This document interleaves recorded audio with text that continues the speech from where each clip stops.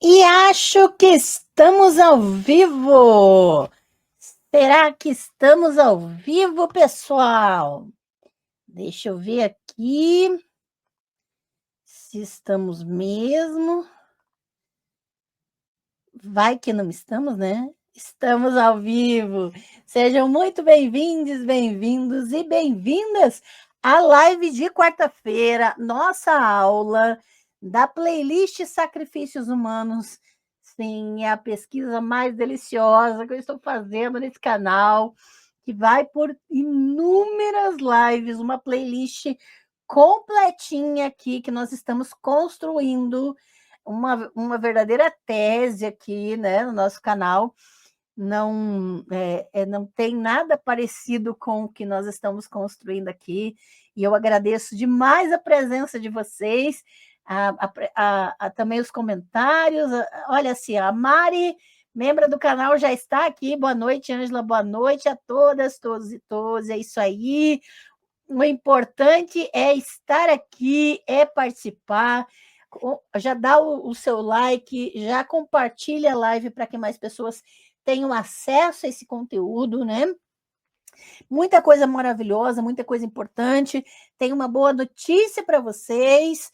Já passamos de 60 exemplares vendidos da nossa primeira tiragem de uma reflexão nos estudos sobre a deusa da colonialidade para uma luta anticolonial. Sim, um material de pesquisa a partir de um capítulo censurado pela academia.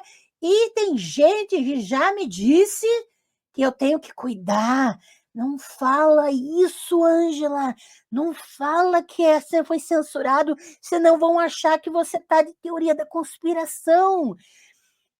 Só vai achar isso quem tem ainda a ilusão e acredita no mito de que existe imparcialidade e neutralidade no meio acadêmico.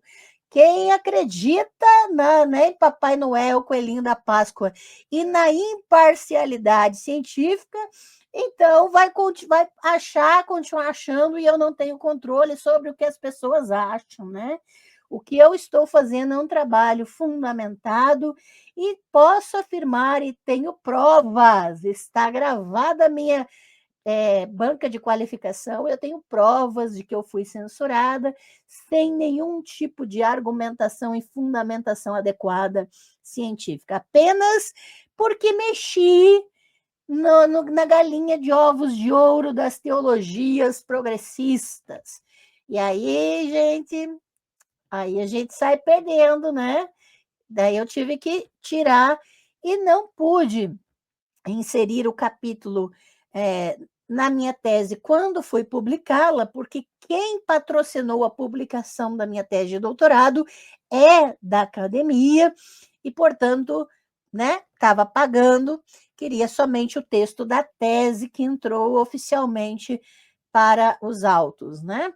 Por isso, nós, do Espaço das Deusas, que é a comunidade de membros aqui do canal, estamos lançando de forma independente esse capítulo agora expandido, com mais pesquisa, com mais conteúdo em formato de livro. E no dia 27 de setembro, às 18 horas, teremos uma live aqui de lançamento com sorteios de brindes para todos os que adquiriram até lá o exemplar na pré-venda, beleza? Gente, mais de 60 exemplares vendidos. A primeira tiragem vai ter somente 100. Então, se você não garantiu o seu exemplar, garanta agora, antes que acabe, beleza? É só entrar lá no meu Linktree, lá no chat fixado lá em cima, ou na descrição de todos os vídeos do canal. Entra no meu Linktree, tá lá, pré-venda, e você já garante o seu exemplar. R$ 50 apenas, com frete grátis para todo o Brasil. Marcelo Paiva, seja muito bem-vindo, novo membro do canal, é isso aí, que reativou sua membresia. Muito obrigada por reativar sua membresia, Marcelo. Finalmente cheguei a tempo, obrigada, querido. Olha, seja muito bem-vindo novamente. Quero dar as boas-vindas, né, ao Everton Everton dos Santos, que reativou sua membresia também, tá? Muito obrigada, seja bem-vindo. Bem-vindo ao novo membro, Alex Mendes, seja muito bem-vindo, novo membro do canal. Ponto, seja bem-vindo novamente, reativou sua membresia. Deixa eu ver aqui, Fabiano Rodrigues reativou sua membresia, Wallace Souza reativou sua membresia, Marli Santos reativou sua membresia, e agora o Marcelo Paiva, que também reativou sua membresia. Sejam muito bem-vindos, muito obrigada por reativar sua membresia, Marcelo, e todos os demais. O Espaço das Deusas é uma comunidade de apoio mútuo. Não esqueçam, todos os membros que não fizeram ainda, mandem um e-mail para mim com seu nome completo e endereço dos correios, para você receber seu pacote de mimos. Se você mora no exterior, fora do Brasil, manda mesmo assim, porque nós temos muitos benefícios digitais, inclusive acesso ao Drive do Espaço das Deusas, que é onde eu coloco todos os slides dos aulões aqui do canal, em formato PDF. Os membros têm acesso ao material e podem usar desde que deem o devido crédito, beleza? E é importante que vocês saibam que existem muitos materiais, e os membros do canal que estão fora do Brasil, e que eu não vou poder mandar o pacote de mimos físicos pelos correios, mas eu vou dar a opção também de vocês escolherem um de meus cursos, que vem com uma biblioteca digital, cada um deles, tá bem? Então, não esqueçam, é membro do canal, manda um e-mail para mim, para eetown@gmail.com, e manda seu nome completo, endereço dos correios, que fica tudo cadastrado, e todo último domingo do mês tem sorteio de livros e cursos aqui para vocês, e 3 membros do canal são sorteados todo mês. Então, você tem muitas chances para ganhar, hein, gente? Tiago Faria Melo, membro do canal, boa noite, seja bem-vindo, querido. Olha o Jesus da Shopee, membro do canal, seja bem-vindo. Está na hora da melhor programa de quarta-feira à noite, a live da doutora Ângela. Obrigada, muito obrigada pela presença, pelo carinho. Jesus da Shopee, boa noite, doutora maravilhosa, e Espaço das Deusas, é isso aí, pessoal. E a gente vai continuar construindo muita coisa maravilhosa. Mari, somos censurados na família, na igreja, na escola, na faculdade, no trabalho, na imprensa, todos que questionam o patriarcado, é verdade. Então, quando a gente fala, o capítulo censurado, né? A gente foi censurada. É um discurso que pode parecer certos discursos que estão dizendo que a gente vive numa ditadura, mas nós também não vivemos numa democracia, a gente não pode se enganar, não. Tá? Então, vamos começar a pôr o pé no chão, vamos começar a observar quem tem voz, quem tem vez na sociedade. Em novembro, a gente vai ter uma live sobre o mito da democracia, aqui com Sueli Feliziane. Ainda estou para confirmar a Francine Oliveira. Mas, assim, a gente precisa começar a pesquisar, tá, gente? E na academia, né, já me disseram que eu não ganhei o prêmio CAPES de tese porque não tinha um professor homem, cis, hétero, tá? Na banca de peso a mais, que eu deveria ter colocado mais homens na minha banca, porque daí eu ia garantir o prêmio CAPES de tese. Vejam isso dentro da academia. De lá que me disseram isso. Então, vejam como funcionam as coisas, gente, tá? Não é uma coisa tão simples, não. Não pensem que a ciência é feita de forma imparcial, que não é, tá? A gente já tem live aqui sobre a fantasia do cientista imparcial com Wellington Barbosa e Francine Oliveira. A gente já fez live aqui de Halloween sobre isso. Muita coisa importante. Nós fazemos ciência, sim, mas com consciência e decolonialidade, luta anticolonial, porque as implicações do poder hegemônico estão por toda parte e a gente precisa ter consciência disso, beleza? Jesus da Shopee, depois do voto do Fux, já tomei 2 antiácidos, democracia está falida. Democracia é sonho, gente, é ilusão, tá? É só você verificar quem tem voz mesmo na sociedade e quem está fadado a ser morto por uma bala perdida, entre aspas, né? Bem entre aspas, esse perdida, e a gente vai saber quem é feito para vencer aqui nessa sociedade. Mari, nós estamos na machocracia, onde a voz feminina não tem vez. Pois é. Olha, se eu contar as conversas da universidade, gente, sinceramente, não, a gente fica sem ter nem o que falar, entendeu? E é isso mesmo, nós não vivemos numa democracia, a gente precisa acordar, a gente precisa verificar. E aí tem gente que fica, não, mas é melhor do que ditadura. E quem disse que não tem grupos específicos na sociedade que estão vivendo à mercê da vontade daqueles que detêm o poder econômico? Quem disse que não existe isso? Então, veja, é como a gente estava conversando até esse fim de semana, né? Existe um tipo de democracia que funciona na nossa sociedade, que é a democracia no seu conceito original grego, em que só aqueles que são considerados cidadãos de fato têm direitos. Mulheres e vários grupos específicos da sociedade que não são considerados cidadãos não têm nenhum direito. Isso é o conceito original de democracia na Grécia. Na Grécia e em Roma, tá? É só verificar. Pesquisem, gente. É esse tipo de democracia que estamos vivendo. E vamos falar sobre isso em novembro. Então, já agendem, tá? 5 de novembro, live sobre o mito da democracia. Muito bem, gente. Vamos para a nossa aula de hoje. A nossa aula de hoje é bem específica, tá? Na playlist Sacrifícios Humanos, deixa eu só mostrar para vocês. Eu acho que é importante que vocês saibam o que está à disposição de vocês aqui no canal. Então, eu vou. Quando você entra no meu canal, você vai para as playlists, tá? Playlists, e você tem as playlists à disposição aqui, tá bem? E quando você vai nas playlists, você encontra a playlist Sacrifícios Humanos, que tem o Moloch aqui na capa. Essa invenção aqui, bem inventada, né?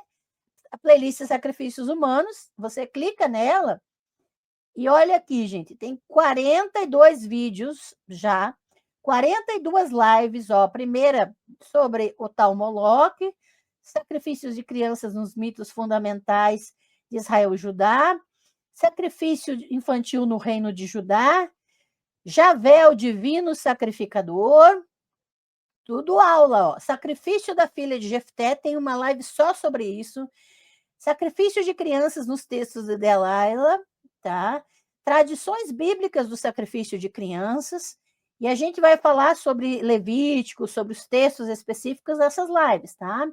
Ó, sacrifício humano, religião e guerra na história e mitologias. Aqui tem uma live especificamente sobre Jonathan na Bíblia hebraica, que é sobre esse nome, tá? Todas as ocorrências do nome Jonathan na Bíblia hebraica, porque é que está na playlist Sacrifícios Humanos, gente. Porque Natan pode ser traduzido como sacrifício, tá? E Jonathan é sacrifício para Javé, ou Javé sacrifica, tá? E eu preciso dizer que Nataniahu é sacrifício para Javé, para o Yahoo, tá? Então, Jonathan, Javé sacrifica. Nataniahu, sacrifício para Javé. Devia obedecer o significado do nome dele, né? Mas é só uma observação. Mas tem uma live falando sobre isso aqui, tá? Temos aqui uma live sobre sacrifício humano no antigo sudoeste asiático. Aqui nós falamos sobre o sacrifício púnico, aqui tem muita coisa. A guerra Harem como sacrifício e culto ritual marcial, o infanticídio de Deus na noite de Páscoa, Êxodo 12, à luz dos antigos rituais egípcios. Aqui, ó, meninos zombeteiros, calvície e ursos, a honra mortal de Eliseu em 2 Reis 2, 23 e 24. Os deuses da guerra de Troia, ó, tudo na playlist de sacrifícios humanos, gente. Ó, sacrifício de sangue, a conexão entre os rituais de morte romanos e o martírio cristão. Sacrifício humano em Colossenses 1:20, como na cultura greco-romana. Aí aqui tem ainda o capítulo 11 de Deus, uma anatomia, que vai falar sobre sacrifício humano também. Aqui tem um vídeo sobre os bastidores da live sobre Moloch, tá? Aqui vai ter também o livro Ritos de Sangue, tá? Que fala sobre sacrifício humano. Se você não quer só a playlist Ritos de Sangue, aqui tá ela todinha aqui. Aí nós temos evidências do sacrifício de crianças, Meguido, Gezer, Tanak, o templo de Amã e Elmara. Variedades do sacrifício de crianças, Mecha e seu primogênito, Miqueias 6, 1-8, e Samaria, Assíria. A live de hoje está aqui. Aqui nós vamos ter a Primeira Guerra Mundial como um ritual sacrificial, morte pela polícia como sacrifício humano ritual. Nós vamos ter a leitura da semana, tá? Que eu vou falar, vou fazer uma leitura do Ritos de Sangue. Vai ter próximas lives, a morte a donzela, o sacrifício humano em Andrômeda de Eurípides. Aqui, próximas lives, sacrifício de crianças, história polivalente na piedade eucarística primitiva. Vamos ver oralidade sobre o sacrifício de um Jesus bebê. E aqui, sacrifício de criança da renúncia familiar à filha perdida de Jefté entre os monges, tá? Então, veja, aqui tem muito vídeo sobre sacrifício humano, a playlist está recheada, tá? E você pode acessar, então, quando quiser e maratonar. Isso é importantíssimo para que você construa esse conhecimento junto com a gente, tá bem? Muito bem, então vamos para nossos slides, avisando aos membros do canal que os slides da live de hoje já estão no drive do Espaço das Deusas, tá? Então, vocês já podem acessar o PDF, Reações Bíblicas ao Sacrifício de Crianças Israelitas, em Deuteronômio, tá? Então, já é fato dado, evidenciado, de que Israel e Judá praticavam sacrifícios humanos para Javé. Nós já provamos isso e evidenciamos isso nas lives anteriores da playlist, ok? Agora, nós vamos ver como os textos de Deuteronômio vão tratar o sacrifício de crianças e, ao mesmo tempo, entender a época desses textos e entender por que é que ele se reage de determinada forma, ok? Algumas coisas nós já mencionamos nas playlists anteriores, mas hoje nós vamos focar nisso daqui, beleza? Então, as lives anteriores foram dedicadas a explorar questões referentes à realidade histórica do sacrifício de crianças em Israel e Judá. É uma realidade histórica, você goste ou não, tá? Não é uma questão de fé, nós temos já evidenciado essa realidade histórica. Esta pesquisa concluiu que havia pelo menos 3 formas, no mínimo 3 formas diferentes de sacrifício de crianças israelitas e judaítas, todas com funções e propósitos distintos, mas todas aparentemente oferecidas por indivíduos que se consideravam bons javistas, ou seja, bons adoradores de Javé. Nesta live, eu explorarei as visões dos escritores bíblicos que rejeitaram a ideia de que Javé alguma vez tolerou, muito menos ordenou, o sacrifício de crianças. Então, a gente vai ver aqui alguns escritores, alguns redatores bíblicos que vão rejeitar essa ideia, mesmo que ela tenha sido histórica, tá? E é importante que a gente perceba que vai haver essa rejeição, essa condenação, e vai haver num determinado momento, principalmente em textos pós-exílicos babilônicos, elaborações tardias que vão condenar completamente, como nos textos de Levítico que nós já vimos nas lives anteriores. A ideia de que o sacrifício de crianças não tinha lugar em um culto legítimo a Javé é quase unânime entre as várias tradições preservadas na Bíblia hebraica. Mas ficará claro na análise a seguir que a retórica bíblica sobre o tema é, na verdade, bastante variada em seus detalhes. E a gente já viu muitos textos referentes a isso, e eu quero chamar a atenção para que quem não viu, assista e maratone a playlist Sacrifícios Humanos, porque a gente tratou de Jeremias, a gente tratou de Ezequiel, que é um texto pesadíssimo. Ezequiel é um texto proibido para menores de 18 anos, tá, gente? Extremamente violento e pesado. E a gente já viu esses textos aqui, tá? As diferentes correntes de tradição na Bíblia hebraica empregam estratégias retóricas divergentes para se opor à legitimidade do sacrifício de crianças.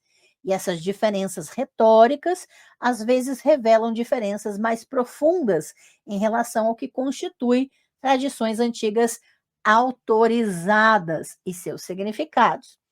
Então, é muito importante que a gente saiba que determinados grupos políticos vão alternar no poder em diferentes épocas, em Judá principalmente, porque a redação dos textos bíblicos, a redação final vai passar por Judá. Judá vai ser responsável pela redação e edição dos textos que vão posteriormente formar a Bíblia hebraica. Então, a gente precisa entender que são os judaítas que vão ter autoridade ali para dizer o que é autorizado e o que não é, e eles vão alternar grupos no poder especificamente para então determinar o que é autorizado e não.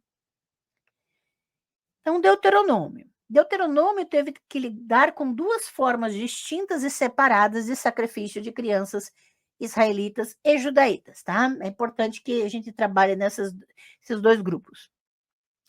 A primeira eram os sacrifícios Molk, tá?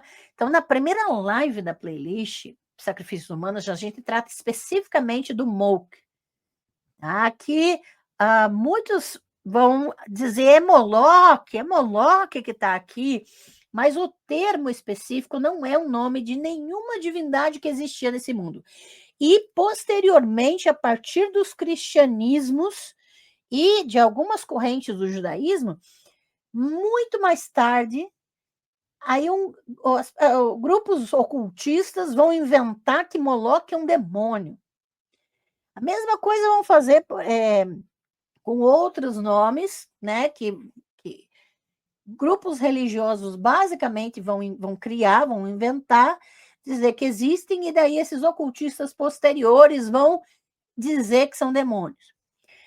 Ocultistas e grupos esotéricos vão ser muito famosos por transformar tudo em demônio, transformar o que é inventado nas religiões, transformar o que são divindades nas religiões, transformar entidades específicas de religiões antigas, tudo transformar em demônio, né? Então, você vai perceber esse processo específico, né?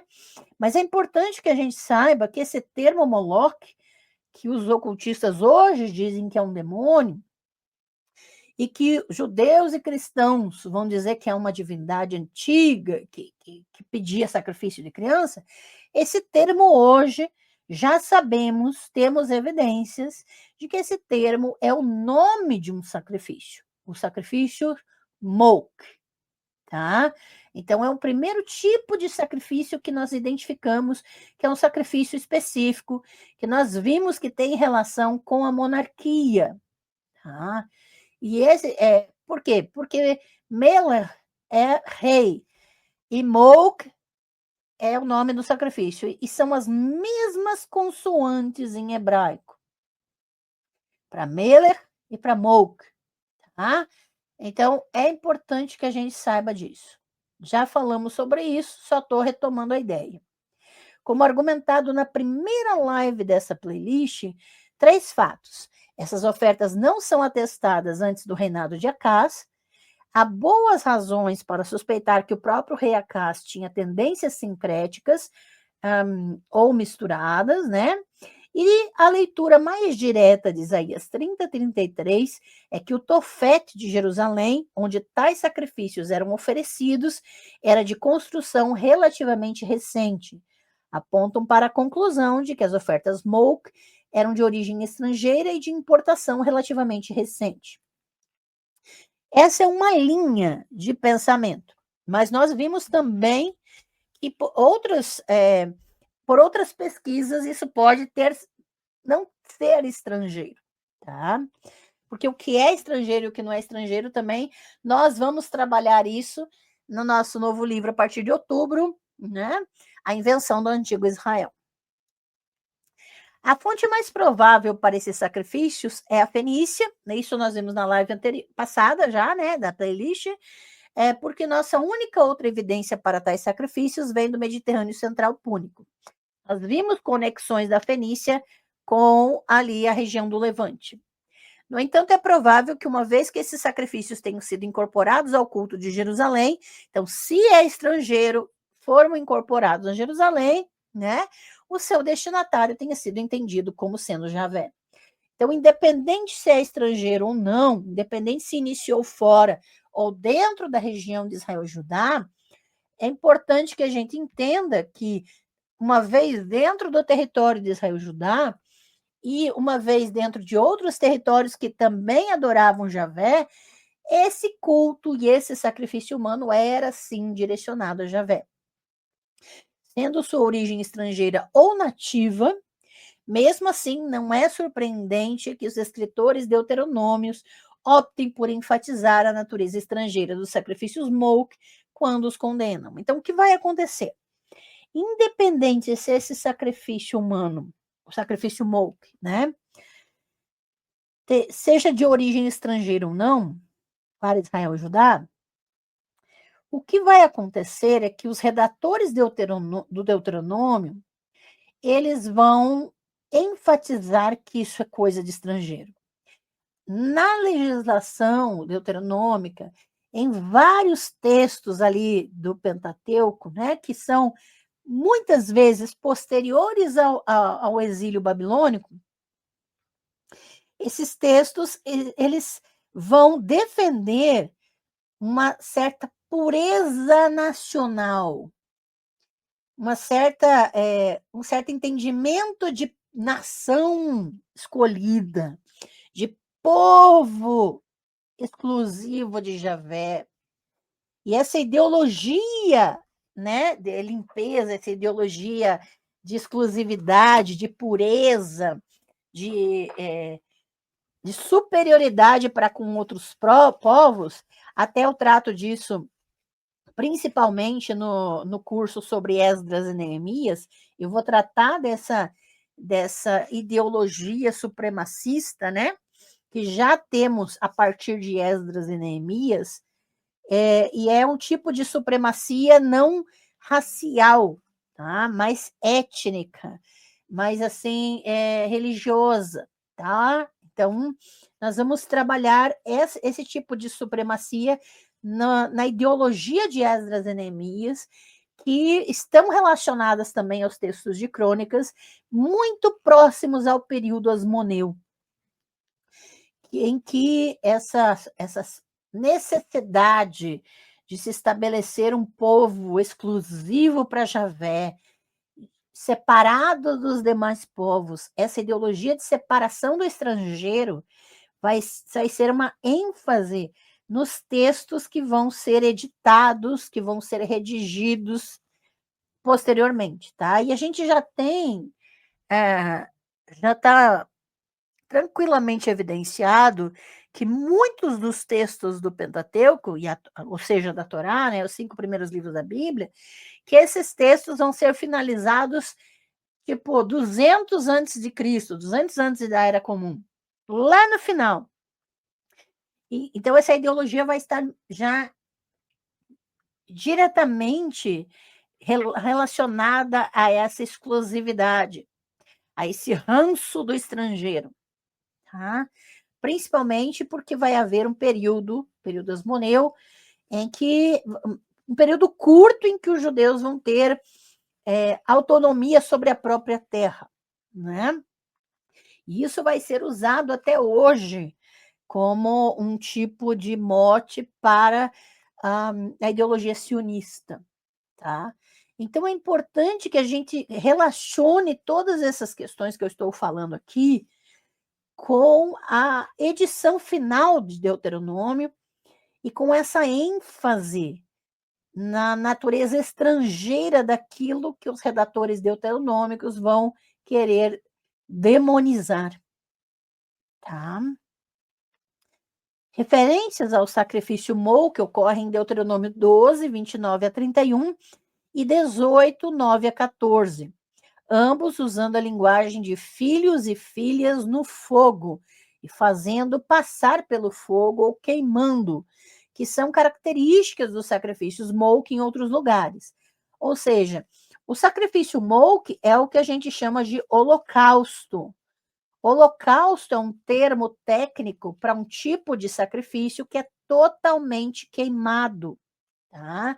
E é por isso que o termo holocausto é usado para se referir à matança de 6 milhões de judeus na Segunda Guerra Mundial, porque a forma de extermínio dessas pessoas incluía gás, né, gás especificamente, e crematórios, tá? Então, o fim dessas pessoas eram os crematórios. Por isso, foi chamado de holocausto esse extermínio de judeus na Segunda Guerra Mundial, porque eles eram, no final, cremados completamente, tá? Então, é por causa do sentido do termo técnico, que significa um sacrifício completamente queimado. Então, o primeiro texto, Deuteronômio 12, 29 a 31, vai dizer o seguinte, abre aspas, pois Javé teu Deus exterminará os povos que vais despojar ali de diante de ti. Tu os despojarás e habitarás na terra deles. Cuidado para que não sejas apanhado por eles depois de serem destruídos diante de ti, e para que não busques os seus deuses e digas, como esses povos serviram aos seus deuses? Eu também farei o mesmo. Não faça isso para Javé, seu Deus, pois tudo o que é abominável para Javé, que ele odeia, eles fazem para seus deuses, pois até queimam seus filhos e suas filhas no fogo para seus deuses. Então veja que o texto de Deuteronômio, especificamente, vai enfatizar, Deuteronômio 12, 29 a 31, enfatizar que é preciso fazer uma diferença entre o povo de Javé e os demais povos. Esse ranço do estrangeiro, esse ranço do outro, né? Do outro povo. E aí, dizer que não se poderia, de forma alguma, imitar as práticas. E eles vão incluir nesse trecho especificamente, e a gente precisa ter noção de que os textos bíblicos eles não são um monobloco, ou seja, não é todo o livro de Deuteronômio escrito pela mesma pessoa na mesma época. São trechos que vão ser escritos em épocas diferentes por autores diferentes. Por isso a gente tem que tomar cuidado e analisar trecho por trecho. Este trecho especificamente vai ter a ideologia de separação do estrangeiro. E esse trecho especificamente vai associar o passar os filhos pelo fogo, ou seja, o holocausto, o sacrifício Molk, né? Como um rito que os estrangeiros fazem para seus deuses. Eu deixo aqui o texto hebraico para quem conhece hebraico verificar, né? Sem problema nenhum. A primeira coisa a notar é um ponto já mencionado nas lives anteriores dessa playlist. Mesmo em sua denúncia do sacrifício de crianças, o texto reconhece que Javé e não alguma divindade estrangeira inventada chamada Moloque, é o destinatário pretendido dos sacrifícios. Então, veja, mesmo quando eles vão denunciar, brigar, não faça para Javé o que o estrangeiro faz para o Deus deles. Então, eles não estão dizendo não faça para Moloque, eles estão dizendo não faça para Javé. Então, eles, até na denúncia, na chamativa aqui de atenção, a gente precisa notar que eles estão proibindo uma prática que estava sendo feita para Javé, e não para uma divindade estrangeira inventada chamada Moloque. Tá?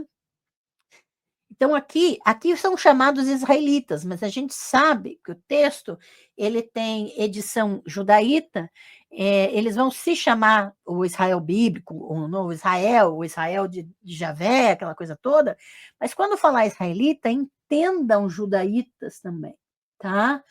Porque são os judaítas que estão por trás desses textos. Eles são avisados, no texto os israelitas são avisados para não imitarem as práticas de culto dos habitantes de Canaã. Não faça isso para Javé, seu Deus. O pesquisador Mosca sugere que a escolha específica da palavra também é intencional.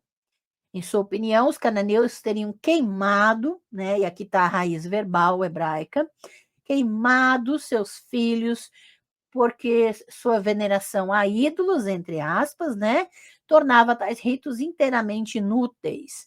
Enquanto em outros lugares, os israelitas que adoravam o Deus verdadeiro teriam feito passar seus filhos como parte de um rito eficaz, embora proibido. Então, o Mosca vai tentar passar um pano aqui, tentar, né, colocar justificar que eram ritos diferentes, mesmo proibidos, né? Vai tentar dissecar aqui. Deuteronômio proíbe adorar Javé da mesma forma que os habitantes da terra adoram seus deuses. Se Javé não era o destinatário percebido dessas oferendas, é difícil imaginar por que Deuteronômio concederia tanto fundamento retórico ao introduzir essa noção. Então, por que é que existe essa ênfase não adore Javé como você adora, como outros povos adoram seus deuses, se Javé não era percebido recebendo esse tipo de sacrifício. Então, aqui nós temos um jogo retórico que revela a prática de sacrifícios humanos para Javé.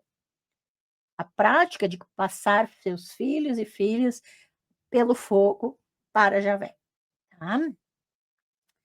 No entanto, se a reconstrução acima estiver correta, então a retórica empregada aqui contém um cerne de veracidade histórica. Ou seja, quando pinta a queima de filhos e filhas como uma prática estrangeira, o faz com base em uma base histórica aparentemente sólida. O tratamento mais completo da maneira como a retórica de estrangeirice foi aplicada à prática do sacrifício de crianças é o trabalho da doutora Francesca Stravacapulo, que é autora do livro Deus, uma Anatomia. E ela vai ter uma outra observação aqui. Ela não vai defender que o sacrifício se originou fora de Israel e Judá, e ela vai trazer isso de uma forma bem específica. Qual é o argumento dela? Então, ela argumenta de forma convincente que o sacrifício de crianças era uma prática doméstica do culto javista, ou seja, para Deus Javé, deste período inicial, e que os autores bíblicos apenas retratam um rito como estrangeiro a fim de deslegitimá-lo. Stravacapulo conclui seu impressionante levantamento das evidências da realidade histórica do sacrifício de crianças em Judá. Abre aspas. Assim, parece que 3 possíveis cultos de sacrifício de crianças podem plausivelmente ter existido em Judá: o sacrifício dos primogênitos, o sacrifício Molk e o sacrifício aos deuses Shaddai. Todos esses a gente já analisou aqui na playlist Sacrifícios Humanos, tá? Então, a gente não está introduzindo nada novo, a gente só está mostrando que o que a doutora Stravacapulo defende, e com eficácia, é que, historicamente, os sacrifícios são nativos de Israel e Judá. ela vai voltar muito mais a pesquisa dela para Judá, inclusive. E que os redatores do Deuteronômio, eles estão tentando deslegitimar algo nativo de Judá. Tá? Abre aspas. Embora existam diferenças fundamentais entre esses três cultos que impedem sua identificação, eles exibem paralelos impressionantes que sugerem sua possível interrelação em algum momento da história da adoração de divindades judaítas ou durante o período de formação do material bíblico. Fecha aspas. Então, divindades judaítas, isso também é uma questão histórica de que Judá não adorava somente Javé, mas adorava os deuses Shaddai também. E a gente já falou sobre essas divindades, principalmente na live sobre os textos de Delilah, que estão na playlist Sacrifícios Humanos. Então, ela prossegue sugerindo que todos os ritos podem compartilhar uma conexão comum com a fertilidade, principalmente, eu vou oferecer o primogênito para que o útero se abra para outros filhos, para que as colheitas produzam. Então, eu vou sacrificar aqui para que o Molk, no caso, né, para que essa linhagem real prospere, tá? Tenha muitos herdeiros ao trono e coisas nesse sentido. Então, é a ideia da fertilidade, uma sugestão com a qual eu concordo em relação ao sacrifício geral de primogênitos, mas não em relação a sacrifícios extraordinários, que a gente viu na live anterior, que existe um sacrifício extraordinário de primogênitos, como aquele oferecido pelo rei Mecha, como visto na live anterior a esta na playlist, né? Então, a questão da fertilidade está relacionada ao sacrifício dos primogênitos, sim, mas não quando é um sacrifício extraordinário. Dá um desespero ali para vencer a guerra e ele sacrifica. Nesse caso, não tem a ver com fertilidade, mas com vitória na guerra. Tá? Stravakapula está correto ao afirmar que o sacrifício de crianças desempenhou pelo menos algum papel no culto javista em um período relativamente antigo. E aí ela vai defender que antes do reinado de Acás, já existiam sacrifícios humanos. E a gente viu, por exemplo, na live sobre os mitos fundantes de Israel e Judá, essa ideia que é mais antiga. Tá? Além disso, Stravakapula observa corretamente a respeito de Deuteronômio 12, 29 a 31. Abre aspas. A prática do sacrifício de crianças é condenada não por ser eticamente insustentável, mas por ser estrangeira. E isso, gente, eu vou parar um pouco a citação, eu já volto para ela. Quando a gente volta para o texto de Deuteronômio 12, 29 a 31, a gente vê aqui que o problema é imitar o estrangeiro. Não é porque é errado matar criança, não é porque moralmente é abominável, não é porque eles condenam que matem os filhos, não. O problema aqui é imitar o estrangeiro. Veja como é uma linguagem supremacista, tá? Então, é importante que a gente observe o argumento dentro do texto bíblico.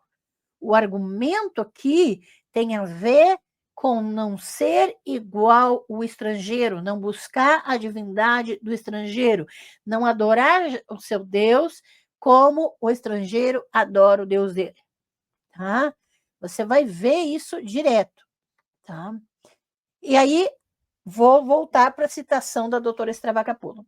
Abre aspas, a prática do sacrifício de crianças é condenada não por ser eticamente insustentável, mas por ser estrangeira. Consequentemente, por ser estrangeira, é proibida. Fecha aspas. Em outro lugar, Stravakapula sugere que, abre aspas, o sacrifício de crianças é intencionalmente apresentado como uma prática estrangeira a fim de distanciar os ancestrais dos escritores bíblicos e seu Deus Javé desse tipo de sacrifício. Fecha aspas. Então, nós vamos ter aqui um desenvolvimento social e religioso que vai agora tentar afastar os ancestrais, afastar a história da divindade desses sacrifícios, numa retórica de condenação do estrangeiro. E como se Javé, como se a gente já não tivesse evidências e provas suficientes, inclusive escritos de bênçãos por Javé e sua Xerá, fora de Israel e Judá, bem antigos, tá? Como se a gente já não tivesse evidência suficiente de que Javé também não é nativo de Israel e Judá.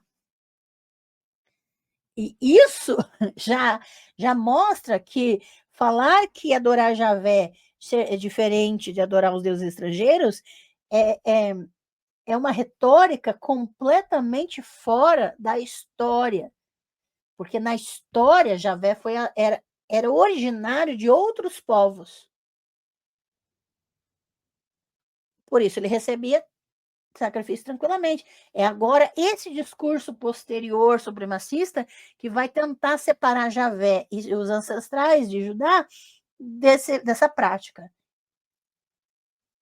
criando um mito da antiguidade, um mito de que isso nunca era praticado antes. Tá? Então, a doutora sugere que isso aconteceu em uma época em que a associação de Javé com o sacrifício de crianças tornou-se teologicamente problemática para os escritores bíblicos da era pós-monárquica. Ou seja, depois que a monarquia parou de existir, com o poder da elite sacerdotal pós-exílica, né? E agora nós vamos ter uma hierocracia, ou seja, sacerdotes, líderes religiosos no poder. Não, então não tem mais monarquia, e esses redatores bíblicos agora, eles querem inventar um passado em que Javé não estava associado a esses tipos de sacrifícios. E você, mas por quê? Qual é a lógica disso? Na verdade, não é tão difícil de perceber, gente. Principalmente porque nós vamos querer aqui, esses grupos no poder vão querer que a economia se volte para a mão deles. Então, os sacrifícios vão ter que ser direcionados a eles. E os sacrifícios que vão ser aceitáveis são aqueles que vão desenvolvê-los economicamente. Tá? Então, eles vão ter que agora selecionar que tipo de sacrifício eles vão receber. Tá? E que assim buscavam distanciar seu Deus da prática e preservar a santidade do nome e da reputação de Javé. Agora, Javé tem que ter a cara do Império Persa. Javé agora tem que ser igual a Ahura Mazda, né? E a gente vai ter que fazer uma purificação de Javé aqui, distanciar Javé das suas raízes. E ela conclui: o sacrifício de crianças é, portanto, considerado uma prática abominável das nações estrangeiras, juntamente com outros ritos religiosos aos quais está associado. É então que Javé vai se distanciar, vai se criar um novo Javé, a imagem e semelhança de Ahura Mazda, né? A divindade Zoroastra. No entanto, isso não é totalmente preciso, e a gente precisa agora entender quais nuances, né, a doutora Stravacapolo pode ter escorregado ou omitido. Como ficará claro a seguir, não é o sacrifício de crianças em geral que é apresentado como estrangeiro. E a gente tem que entender agora o que é, de fato, apresentado como estrangeiro. É o rito Molk, em particular, que atrai essa retórica. Então, é o rito Molk, tá? Quando a gente volta para o texto especificamente, tá? A gente precisa entender aqui que nós vamos ter um ritual, o chamado Molk, que vai ser citado, tá? Esse passar pelo fogo, especificamente, é uma linguagem específica do rito Molk, tá? E a gente vai perceber que não é todo tipo de sacrifício humano que é rejeitado em Deuteronômio. Tá? Então, fica claro que o Deuteronômio está abordando especificamente o rito Molk. Apesar do uso de verbos e termos específicos, né? A identificação, no lugar do normal passar pelo fogo, a identificação de Deuteronômio de filhos e filhas como vítimas do rito, e pode conferir 2 Reis 17:17, 2 Reis 23:10, Jeremias 32:35, que são textos específicos, né? Juntamente com o uso da frase no fogo, que aparece em 2 Reis 16:3, 23:10, 2 Crônicas 33:6, indicam que o rito Molk está em vista.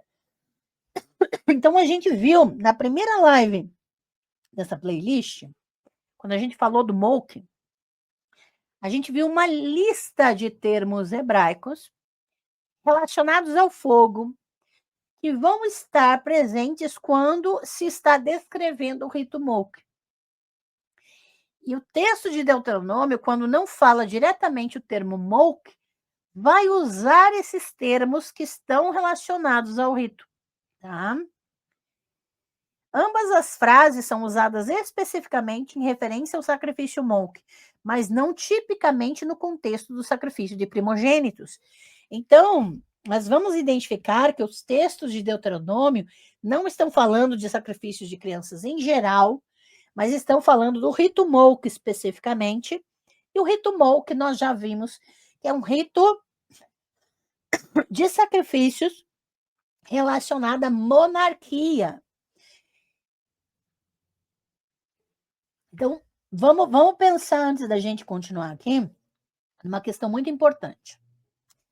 Nós temos os redatores finais desses textos, né? E os escritores de trechos específicos aqui, eles estão atingindo, eles estão colocando como alvo um ritual específico, que é o Molk, que é um ritual de sacrifício de crianças feito pelas linhagens reais, pelas dinastias de Judá. Quem está no poder quando esses textos estão sendo escritos são os sacerdotes. Não existe mais monarquia depois do exílio babilônico. Em Judá não vai ter mais monarquia. E o que acontece? Eles começam a dizer: não façam esse tipo de sacrifício passar no fogo, que é o sacrifício dos reis, fazer com seus filhos, igual os outros povos. E agora eu quero que vocês lembrem uma frase que está lá em Samuel, que é um texto da monarquia, que conta basicamente a lenda do começo da monarquia, e que vai dizer assim: nós queremos ser como os outros povos, nós queremos um rei. Olha o que está acontecendo aqui, agora é o caminho inverso no pós-exílio. Não sejam como os outros povos que fazem o sacrifício da monarquia, sacrificando seus filhos no fogo. Então, quando os textos de Deuteronômio, que a gente está vendo e vai ver ainda mais um, vão condenar sacrifício que relacionado ao fogo, que é o sacrifício Molk, que é um sacrifício feito por reis, eles estão numa jogada política, dizendo: chega de rei, quem manda aqui somos nós agora, os sacerdotes. Então, esse sacrifício Molk não pode mais existir aqui. Javé não aceita esse tipo de sacrifício. Não façam como os outros que sacrificam, os reis sacrificam seus filhos no fogo para suas divindades. Por quê? Porque esse texto aqui tem os termos específicos relacionados ao sacrifício Molk, que é passar pelo fogo os filhos e filhas, que são as características desse sacrifício que não estão quando a referência ao sacrifício de primogênitos. Então, o texto não está condenando o sacrifício de primogênitos. O texto não está condenando outro tipo de sacrifício de crianças. Está condenando o sacrifício de crianças feito pela monarquia, que eles não querem mais que exista, porque quem está no poder são os sacerdotes. É uma jogada política muito bem estruturada aqui. E a gente precisa perceber precisa entender essa jogada. Tá? Deixa eu só ver os comentários aqui.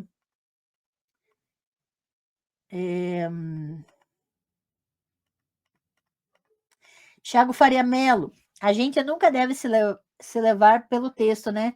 Se tem textos negando uma prática, podemos ler avessas e talvez ver nisso indícios que aconteciam. Bem ofício de historiador, né? Com certeza. Se eles estão proibindo aqui, tem uma coisa. Então, o que está acontecendo?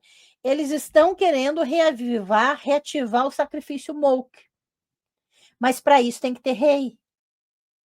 Porque o Molk é relacionado à monarquia. Se está tendo monarquistas ali no pós-exílio, os sacerdotes vão ficar. Vai ficar agitado o negócio. Tem que legislar agora contra esse tipo de sacrifício. Não qualquer sacrifício infantil. Então, a gente está vendo que o texto aqui, especificamente de Deuteronômio, está deflagrando. Existia um reavivamento, existia aqui uma prática de sacrifício de crianças em Judá para Javé. Beleza, isso a gente já evidenciou. Tem mais de 40 lives aqui na playlist Sacrifícios Humanos provando isso. A questão agora é, por que o texto de Deuteronômio está condenando um tipo de sacrifício de crianças? Os outros não, mas está condenando o Molk, que é o sacrifício da monarquia. Mas se não tem rei, por que eles estão querendo... Por que esse sacrifício está acontecendo?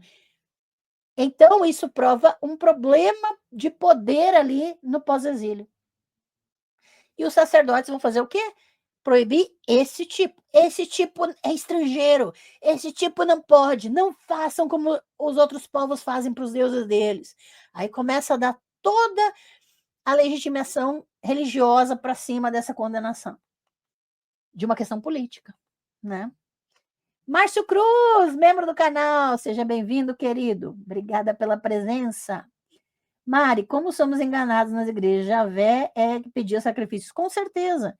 E isso já está. Se vocês querem entender melhor, volta lá para a primeira live da playlist Sacrifícios Humanos. Não é para Moloque, é para Javé. E a gente já viu isso na live, tá bem? Mari, pelos estudiosos, sacrifícios de crianças era um ato doméstico, era algo normal, rotineiro. Sim, era doméstico, tinha o sacrifício dos primogênitos, do povo, tinha o sacrifício Molk, que era da monarquia, então a gente já viu, tinha o sacrifício para os deuses Shaddai, então isso tudo acontecia simultaneamente em Judá, tá? Isso a gente já viu também. Mari, quando eu leio essas partes da Bíblia, e Javé vai exterminar os povos diante de ti, fico lembrando da Palestina, agora sendo exterminados e expulsos do seu próprio país. E essa semana foi dado um ultimato para todos saírem. Saírem para onde, né? Aí eu jogou com aviões, panfletos avisando, puxam que a gente vai limpar tudo. Eles estão indo para uma solução final, né? Muito parecida com o que aconteceu na Segunda Guerra Mundial com os judeus. E sionista, gente, e supremacista, não vai parar. E depois, se vocês ainda acham que isso é democracia, eu recomendo que vocês prestem um pouco mais de atenção e pesquisem. Se existisse democracia, não existia o que está acontecendo agora. Tá? Fabiano Rodrigues. Boa noite, membro do canal. Boa noite, professora Ângela, e a todos. Obrigada por reativar sua membresia, Fabiano. Obrigada pela presença, querido. Então, a gente está vendo, gente, que a jogada aqui da proibição de Deuteronômio ao sacrifício humano não é a qualquer sacrifício de crianças, é o sacrifício Molk especificamente, tá bem? Então, os termos usados em Deuteronômio não aparecem no contexto de sacrifício de primogênitos. Então, esse sacrifício de primogênitos não está sendo proibido. Além disso, se o sacrifício Molk era um ritual incorporado ao culto javista durante o reinado de Acás, então a razão pela qual Deuteronômio 12, 29 a 31 o apresenta como estrangeiro é porque talvez ele seja de origem estrangeira. Então, a questão da origem é debatida. A gente viu que a doutora Francesca Stravacapulo, ela defende, inclusive na tese de doutorado dela sobre isso, de que o sacrifício Molk, ele é antigo e nativo de Judá, tá?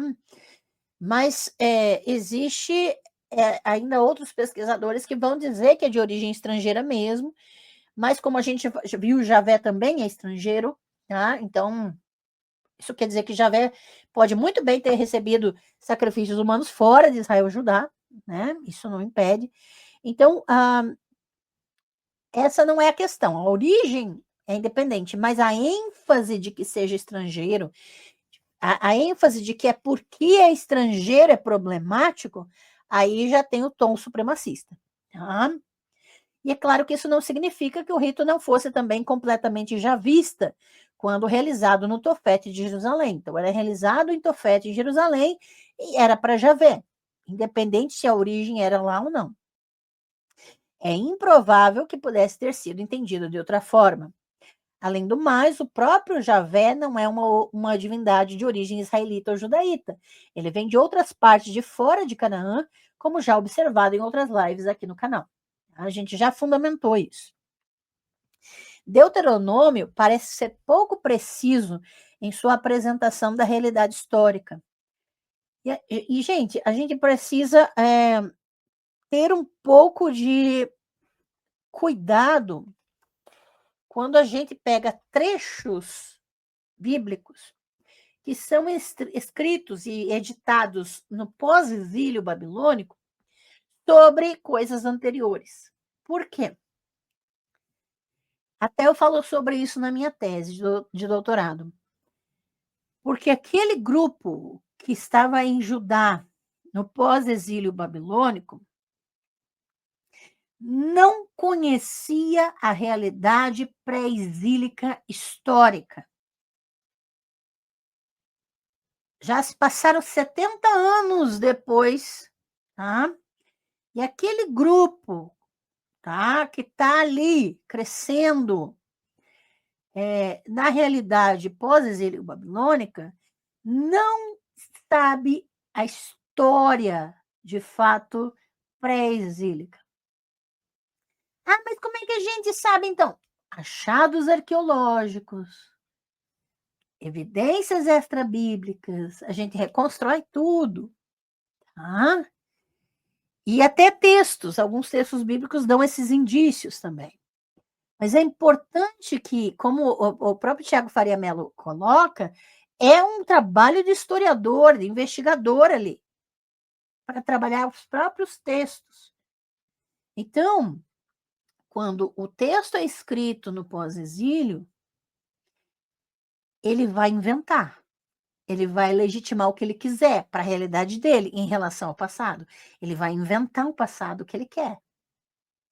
E a gente precisa ter essa noção, tá bem?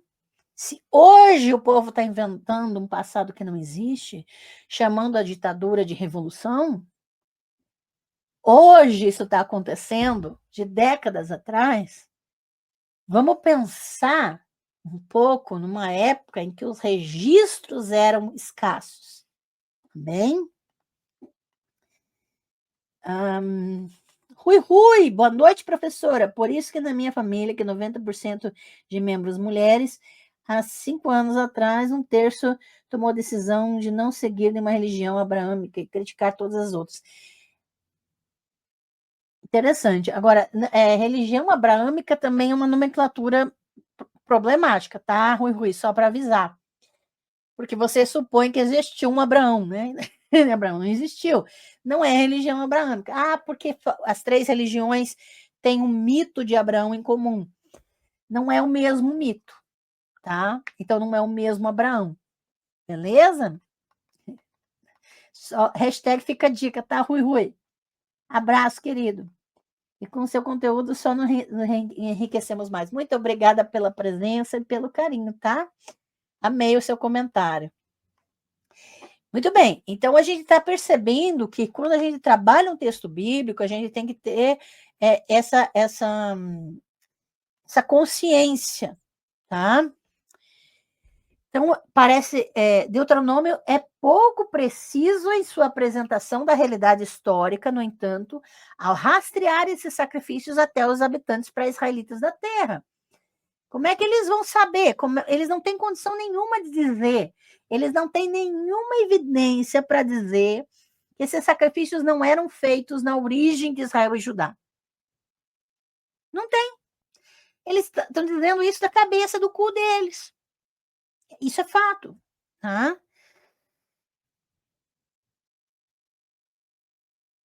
Uma descrição, por sua vez, se baseia em uma visão historicamente errônea de que os israelitas vieram em massa de fora da terra e desapropriaram os cananeus, trazendo consigo uma versão imaculada da veneração a Javé. Isso aqui, gente, é a visão deuteronômica. Historicamente errônea, baseados numa invenção de que os israelitas vieram de fora da terra, desapropriaram os cananeus e trouxeram uma versão pura da adoração a Javé. Gente, não existe religião pura. Não existe veneração pura de nada. Pureza está na cabeça de supremacista. Pureza está na cabeça de racista. Pureza está na cabeça de preconceituoso. Pureza está na cabeça de quem se acha superior. É um mito. Pureza não existe. Vamos voltar à forma pura da religião. Pura da onde? Pura da onde? Tá? Pureza, uma versão imaculada da veneração a Javé. Nós trouxemos a adoração verdadeira de Javé. Isso está no cu e na cabeça do redator e do editor de Deuteronômio. Tá? A descrição de Deuteronômio sobre a formação de Israel contrasta fortemente com o consenso acadêmico atual de que os israelitas desenvolveram uma identidade étnica distinta, em contraste com seus vizinhos cananeus. Então, a gente precisa, gente, entender que, sim, eles desenvolveram uma identidade étnica distinta gradualmente, de acordo com essas ideias de exclusividade e pureza. Eles são nativos, eles não representam um grupo não nativo que invadiu a Terra. Eles eram povos nativos dali. Tá? Embora ainda haja alguma discordância acadêmica sobre quais grupos específicos eventualmente vieram a ser o povo chamado Israel, né? Ainda tem essa discordância, mas, gente, já se sabe que eles não vieram de fora, eles estavam ali misturados. Essa ideia de que os cananeus e nós e eles, né? Isso foi se desenvolvendo posteriormente, com esse discurso de superioridade. Tá? E olha, a partir de outubro, nós vamos começar a playlist, que eu vou traduzir esse livro aqui, A Invenção do Antigo Israel e o Silenciamento da História Palestina. E provar, esse livro prova, gente, esse material prova que a pesquisa acadêmica é cúmplice do genocídio que está acontecendo hoje na Palestina. Tá? Porque inventando um antigo Israel, você dá munição para o discurso supremacista sionista hoje. Dá munição. E os evangélicos e muitos cristãos não evangélicos também, católicos, né? Cristãos, uma massa cristã hoje, comprou essa história da carochinha de que existia um antigo Israel e tudo que envolve isso, que a gente vai falar, citando nomes aqui nesse material, Tudo isso faz parte da ideologia sionista hoje, que é uma ideologia que é fundamentada em racismo, em genocídio, em roubo de terra, extermínio completo de populações. E quem compra essa ideia é cúmplice.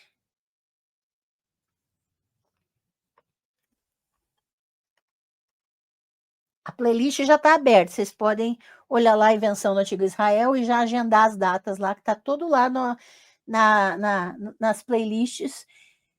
Todas as lives já estão agendadas a partir de outubro.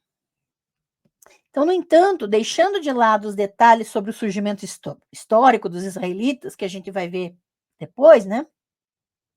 A advertência deuteronômica contra a incorporação de um rito de sacrifício de crianças estrangeiras no culto a Javé se coaduna com o que podemos deduzir sobre o sacrifício Molk em outros textos. No entanto, nem toda a retórica de Deuteronômio pode ser tão facilmente conciliada com a realidade histórica. Tá? Isso é importante. Nem toda a retórica de Deuteronômio pode ser tão facilmente conciliada com a realidade histórica. Deuteronômio 18, 9 a 14, começa de forma semelhante a 12, 29 a 31, mas depois leva sua retórica ainda mais longe. Então, vamos ver o texto, tá? Eu coloquei as expressões hebraicas, para quem conhece hebraico, pode confirmar. Abre aspas. Então, agora é Deuteronômio 18, 9 a 14, tá? Abre aspas. Quando chegares à terra que Javé teu Deus te dá, não aprenderás a agir conforme as abominações daqueles povos. Não se achará entre vós alguém que faça com que seu filho ou sua filha passe pelo fogo, ou quem pratica vários tipos de adivinhação e necromancia. Para qualquer um que faz essas coisas, é abominável a Javé. Porque essas coisas são as abominações que Javé, teu Deus, está desapropriando antes de você. Serás irrepreensível diante de Javé, teu Deus, pois estes povos que estás desalojando dão ouvidos aos adivinhadores. Mas Javé, teu Deus, não te permitiu tais coisas. Fecha aspas. Veja que esse discurso, ele embasa perfeitamente quem quer desapropriar outras pessoas de seu território, tá? É uma base moral para a desapropriação. Então, veja como uma coisa vai sustentar outro discurso político aqui. Mas nós estamos percebendo que aqui o texto do capítulo 18 vai além da questão do sacrifício. Então, este aviso começa de forma muito semelhante a Deuteronômio 12, 29 a 31, embora aqui o ato de sacrificar o próprio filho ou filha seja marcado pelo verbo fazer passar, como é mais comum no contexto dos sacrifícios molk, em vez de queimar, como em Deuteronômio 12, 31. Então, lá é queimar, aqui é fazer passar pelo fogo. Mais explícito ainda, que é o sacrifício molk que ele está se referindo. Além disso, notavelmente está ausente aqui qualquer indicação de que os israelitas pudessem oferecer esses sacrifícios ao seu próprio Deus Javé, como foi o caso em 12:31. Finalmente, a advertência aqui é consideravelmente expandida em comparação com a de Deuteronômio 12, 29 a 31. Além disso, ao sacrifício de crianças, esse texto inclui referências a todos os tipos de adivinhação e necromancia. Nesse sentido, é significativo que, diferentemente do caso dos sacrifícios Molk, não esteja claro que outros itens dessa lista das práticas ilícitas fossem empréstimos sincréticos de outros vizinhos de Israel. Então, é bem significativo isso, tá, gente? Porque não está claro que essas outras práticas, que são consideradas ilícitas, faziam parte de costumes estrangeiros. Aqui dá a entender que isso é prática nativa, tá? Então, o Israel Schmid, por exemplo, aponta que pelo menos um dos vários tipos de adivinhação, necromancia, enumerados aqui, né, é atestado em textos bíblicos relativamente antigos, Isaías 3:2 e Miqueias 3:6, 7 e 11. Embora ele trace algumas das outras práticas a ritos estrangeiros, aparentemente originários da Mesopotâmia, tá? Então você tem vários itens, alguns que parecem ser estrangeiros, mas pelo menos uma dessas práticas aparece como nativa desse povo aqui de Judá em textos de Isaías e Miqueias. E Isaías e Miqueias são profetas de Judá, profetas do sul. Então, nós estamos falando aqui da origem de Judá. Então, ele argumenta ainda que essa seção representa uma cananização deuteronômica relativamente tardia, provavelmente exílica, dos vários rituais ou praticantes listados, o que é claramente uma estratégia retórica judaíta projetada para polemizar contra cultos anteriormente aceitáveis, que agora competem com a versão deuteronômica contemporânea do javismo. Então, o que esses escribas aqui estão fazendo no pós-exílio? Claro que, a mando de sacerdotes que estão no poder, eles estão, porque os escribas eram pagos pelas elites dominantes, né?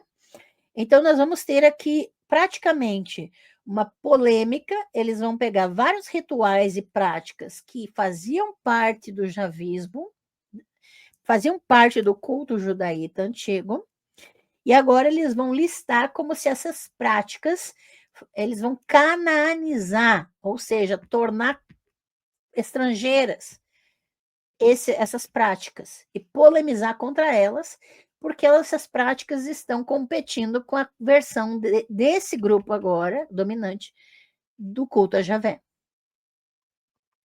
Ao atribuir uma data relativamente tardia a esse texto, Schmidt segue Loeffenk, Garcia Lopes, né, que vão dizer que esse trecho especificamente é bem tardio. Loeffenk, começando com a coleção mais ampla, data todo o bloco de material contido em Deuteronômio 16, 18 até o 18, 22, que trata da distribuição de poder entre os vários cargos públicos, né? Rei, sacerdote, profeta, ao início do período exílico, com base no tratamento dado aos levitas, que não tinham permissão para trabalhar no templo em 2 Reis 23, 9, mas que estão lá em Deuteronômio 18, 6 a 8, que é uma prática pós-exílica. O segundo fator que sustenta a data exílica inicial é sua preocupação com profecias falsas e verdadeiras. Deuteronômio 18, 15 a 22, uma preocupação especialmente evidente no livro relativamente tardio de Jeremias.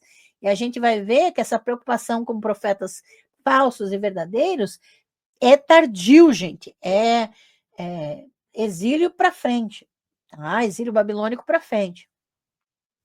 E a gente sabe que tem textos pós-exílicos em Jeremias, principalmente eu trato disso no meu curso, Jeremias, Contrariando Reis da Terra e a Rainha do Céu. Quem adquirir esse curso vai saber que existem textos pré-exílicos, exílicos e pós-exílicos, todos juntados no livro de Jeremias. E a gente precisa distinguir um texto do outro, gente, tá? Vamos estudar. Garcia Lopes, que adota uma abordagem diferente de Loeffenk, traça várias camadas redacionais em Deuteronômio 18, 9 a 22 e aponta afinidades lexicais entre Deuteronômio 18, 10 a 12, em particular, e a lista de pecados cometidos pelos reis do norte em 2 Reis 16, 3, identificando, assim, a atividade redacional como tendo uma inclinação especificamente deuteronomista. Então, a gente vai ver que os judaítas, quando eles vão falar dos reis do norte, eles vão condenar eles por tudo quanto é coisa. E o texto de Deuteronômio 18 vai casar com 2 Reis 16, 3 sobre essas condenações. Finalmente, Nicholson argumentou que a linguagem em Deuteronômio 18, 9 a 22, que parece ter sido influenciada pelos livros de Jeremias, a narrativa do chamado em Jeremias 1, em particular, sendo ela própria parte do material mais recente em Jeremias na visão de Nicholson, o que colocaria Deuteronômio 18, 9 a 22 ainda mais tarde. Então, você pode comparar, por exemplo, Deuteronômio 18, 18 com Jeremias 1, 9 e Deuteronômio 18, 20 com Jeremias 28, 15 a 16. Depois vocês podem dar uma pausa na tela, a live vai ficar gravada, e vocês fazem essas comparações com os textos para verificar. Uma data posterior, ou pelo menos posterior a Deuteronômio 12, 29 a 31, também pode ser inferida para Deuteronômio 18, 9 a 14, com base no fato de que esse último parece ser uma versão retrabalhada do primeiro, ou mais precisamente do bloco maior de material em Deuteronômio 12, 29 até 13, 6. A conexão entre Deuteronômio 12, 29 a 13, 6 e Deuteronômio 18, 9 a 22 foi observada por Loffen. Então, ele vai, no trabalho dele, que ele mata, né? Ele vai falar, e ele também sugeriu que o último depende do primeiro, embora ele também admita que pode haver outras explicações. Então, Deuteronômio 12, 29 até 13, 6 consiste em 3 seções distintas. Uma proibição contra a adoção de práticas de culto dos povos que os israelitas desapossarão, especificamente a prática do sacrifício de crianças, né? Um mandamento para não acrescentar ou subtrair das leis, advertências contra dar ouvidos a um profeta ou a um sonhador, que induziriam o povo a servir a outros deuses. Esses versículos têm sido frequentemente identificados como constituindo uma unidade discreta, não intimamente conectada ao material circundante. É um trecho que foi inserido ali, tá? Embora continuem com o tema de manter a separação dos habitantes da terra, enfatizado em Deuteronômio 12, 2 a 7, a advertência contra o sacrifício de crianças à maneira dos habitantes da terra não tem conexão óbvia com as regulamentações relativas à centralização do culto imediatamente anteriores a Deuteronômio 12, 29 a 31, ou com um material referente a dar ouvidos a falsos profetas imediatamente posterior em Deuteronômio 13. Então, é como realmente se destaca ali e pode ter sido inserido posteriormente. Embora Levinson tenha argumentado que 13 e 1 formavam um colofão para a lei do altar de 12, do capítulo 12, adicionado para mascarar a natureza radical de sua reforma centralizadora, mais recentemente ele argumentou que está integralmente conectado ao capítulo 13 e pode rastrear sua origem a injunções semelhantes do Tratado de Sucessão de Sarhadon. Então, o Levinson ele já vai puxar textos políticos da neo-assírios, né, para ter um modelo e perceber algumas semelhanças aqui. Apesar do tema amplamente comum de exortar a fidelidade a Javé e somente a Javé, as 3 unidades não parecem estar conectadas nem lógica, nem literariamente. Por exemplo, não há indicação de que o profeta ou adivinho descrito na unidade final esteja seguindo as práticas dos povos que os israelitas desapossarão, da mesma forma que aqueles que queimam seus filhos no fogo supostamente estão. Eles são simplesmente indivíduos que podem se levantar em seu meio. Tampouco há qualquer conexão óbvia entre o mandamento de não adicionar ou remover leis e a injunção contra o sacrifício de crianças, ou aquele referente aos profetas. Assim, em Deuteronômio 12, 29 a 13, 6, parecemos ter 3 exortações distintas referentes a 3 tópicos essencialmente não relacionados, cada um apresentando um após o outro, sem nenhuma tentativa de conectá-los. Tá? Então, ele está apresentado ali, ninguém se esforça, então parecem realmente 3 trechos individuais, independentes, que foram juntados. Tá? Em Deuteronômio 18, 9 a 14, encontramos uma série semelhante de mandamentos, e embora a ordem das injunções seja essencialmente a mesma, os 2 mandamentos originalmente distintos contra a prática do sacrifício de crianças, como os povos que os israelitas desapossarão, e contra a profecia ilícita, foram interligados. E a gente já vê uma interrelação aqui. O texto começa proibindo a imitação dos habitantes da terra, especificamente nas áreas de sacrifício de crianças e adivinhação. Então, vamos lá. Abre aspas. Não se achará entre vocês quem faça seu filho ou sua filha passar pelo fogo, ou que pratique diversas espécies de adivinhação e necromancia. Fecha aspas. O Deuteronômio 18, 10 e 11. Assim, ambas as práticas agora estão vinculadas a estrangeiros, ao contrário do 12:31, que apenas o sacrifício de crianças aparece nesse contexto. Então, veja que tem trechos que eles conectam o sacrifício de crianças à adivinhação ou necromancia, e tem trechos que não está conectado, tá, em relação aos estrangeiros. A adição da adivinhação aqui provavelmente se baseia no fato de que o material referente a profetas e sonhadores de sonhos imediatamente segue a injunção contra o sacrifício de crianças em 12:31 a 13:6, da qual Deuteronômio 18 depende, embora os dois blocos de material não estivessem interligados da mesma forma que em 18, 10 e 11. Em seguida, em Deuteronômio 18, 12 e 13, o comando para evitar todos os tipos de adivinhação é reiterado. E é nesse contexto que Javé apresenta o canal legítimo para a mediação divina. Um profeta que ele suscitará em seu meio, tá? Especificamente. Do 12 e 15, observe os ecos lexicais do 13 e 2, tá? Você observa isso. São muito parecidos. O canal legítimo para mediação divina aqui vai ser um profeta que Javé vai suscitar no meio deles.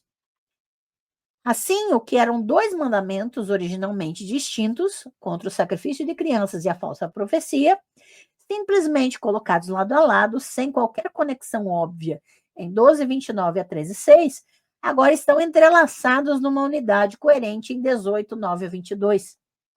Tá? Então, isso aqui, esse tipo de análise, gente, vai mostrar que foram juntados trechos diferentes e depois foi reescrito esses trechos, conectando eles. Então, é um trabalho de edição. E isso é muito comum, gente, nos textos bíblicos, e eles não apagam a versão anterior, desconectada. Tá? Isso tem em toda a Bíblia. Tá? Na Bíblia hebraica está espalhado em vários locais isso. Um trecho completamente desconectado e em seguida eles refizeram esses textos conectando eles. Isso é um trabalho de edição em que eles não apagam a versão anterior. A direção da dependência é clara, visto que faria sentido para um escriba suavizar as transições abruptas em 12:29 a 13:6, mas não há razão óbvia para que um escriba, tendo o 18:9 a 22 à sua frente, desmembrasse injunções previamente interligadas. Então, a lógica é ter esses trechos completamente distintos e o escriba foi lá e refez juntando eles. Assim, mais um motivo para suspeitar que Deuteronômio 18, 9 e 22 seja relativamente tardio e que ele parece depender de 12:29 a 13:6. O resultado de tudo isso é que Deuteronômio 18, 9 a 10 parece deturpar como estrangeiras algumas práticas, especialmente formas de adivinhação, que estavam bem estabelecidas entre os javistas, israelitas e judaítas há algum tempo.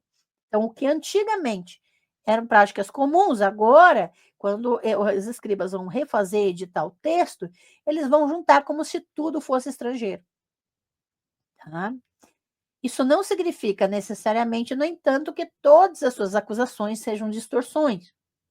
Se rastrearmos o material de origem do Deuteronômio 18, 9 e 10 até o 12, 29 e 31, descobriremos que apenas o sacrifício de crianças, Molk, né, especificamente, era originalmente associado a estrangeiros. Nenhuma das várias formas de adivinhação mencionadas em Deuteronômio 18 está ligada ao sacrifício de crianças ou estrangeiros no 12, 29 a 13:6, ou seja, no trecho mais antigo, essas práticas eram nativas, não está relacionado a estrangeiros. Assim, parece que Deuteronômio 18 preencheu sua lista de práticas estrangeiras proibidas com formas de adivinhação ilícita, a fim de proporcionar uma transição entre seguir as práticas dos povos da terra e a profecia ilícita. Assim, ambos suavizando a mudança brusca de tópicos em 12:29 a 13:6 e intensificando sua retórica contra falsas profecias, vinculando-as a estrangeiros. É uma coisa que era normal ali, ele vai vincular estrangeiros. Lembrando, gente, que é sobre questão nativa, questão que era comum, sonhos, interpretação, adivinhação, tudo isso fazia parte do ofício profético. E eu trabalho isso no meu curso Profecia em Israel e Judá. Tá? É só se inscrever pelo meu Linktree, que está no chat fixado lá em cima, ou na descrição de todos os vídeos do canal. Em contraste com a associação inconsistente e historicamente duvidosa entre profecia ilícita e estrangeirismo na retórica de Deuteronômio, a resposta consistente de Deuteronômio, a forma de sacrifício de crianças associada em outros lugares ao termo Molk, é retratá-lo como estrangeiro e não israelita. Essa mesma alegação de que as ofertas Molk eram de origem estrangeira também é encontrada na história deuteronomista, tá? Que são os livros de reis, né? Então, as narrativas ali vão enfatizar isso. Em cada um dos casos em que a variedade do sacrifício de crianças passar pelo fogo é mencionada, as acusações contra a casa em 2 Reis 16:3, a lista dos pecados do Reino do Norte em 17:15 e 17, e Manassés em 21:2-6, a prática é identificada como um rito estrangeiro que foi imitado pelos israelitas e judaítas. Nos casos de 2 Reis 17:17 e 21:6, a associação desses sacrifícios com a adivinhação parece seguir a tradição já estabelecida em Deuteronômio 18, 9 e 10. Claro, também se pode sugerir que a relação se inverte e considerar a possibilidade de que Deuteronômio 18, 9 e 10 tenha se inspirado e expandido a lista dos crimes de Manassés em sua reformulação de Deuteronômio 12, 29 a 13, 6, e que 2 Reis 21, 6 seja a fonte de Deuteronômio 18, 9 e 10, e não o contrário, sugerindo que pode ter havido uma edição deuteronomista de Deuteronômio. Tá? Então, vai depender de que linha o pesquisador segue, se Deuteronômio veio primeiro, o trecho específico, ou se o trecho específico de Reis veio primeiro. Inclusive, sobre essas narrativas de reis e de como os judaítas eles manipulam a história sobre os reis do norte, eu falo no meu curso Reis de Israel e de Judá, tá bem? Portanto, fica claro que esta é uma estratégia retórica geral, deuteronômica, deuteronomista, para pintar os sacrifícios Molk como estrangeiros. Vale a pena reiterar que, dado o aparente aparecimento tardio do rito em Jerusalém, né, por alguns pesquisadores, né, que seguem essa linha, apenas sob influência estrangeira, essa retórica não está totalmente em desacordo com a realidade histórica, se você seguir essa linha, né? E é uma justificativa para dar mais peso histórico ao texto. Em contraste, a abordagem retórica de Deuteronômio para se opor a outra forma de sacrifício de crianças israelitas, né? E a gente vai ver aquelas oferecidas em conformidade com a reivindicação de Javé aos primogênitos, é notavelmente diferente. Percebam, gente, não se menciona o sacrifício dos primogênitos. Então, o sacrifício dos primogênitos não é proibido em Deuteronômio. É geralmente reconhecido que Deuteronômio foi composto em resposta ao Código de Aliança e foi ainda demonstrado de forma convincente que o material jurídico de Deuteronômio representa uma revisão intencional do Código de Aliança, seja como propósito de reinterpretá-lo ou substituí-lo inteiramente, tá? Então, o Código da Aliança, nós vamos ter ali em Deuteronômio, bem o miolo de Deuteronômio, e vamos ter o Código de Santidade em Levítico, né? Independentemente se a intenção era para substituir o complementar, podemos dizer com alguma segurança que os escribas responsáveis pelo Código Deuteronômico conheciam o Código da Aliança e se basearam nele para compor sua própria obra. Por essa razão, vale a pena comparar a lei do primogênito em Deuteronômio com seu material de origem no Código da Aliança. Tá? Então, a lei do primogênito no Código da Aliança é encontrada em Êxodo 22, 28 e 29. Então, o texto em hebraico está projetado na tela E uma tradução possível é a seguinte: o primogênito de seus filhos você me dará.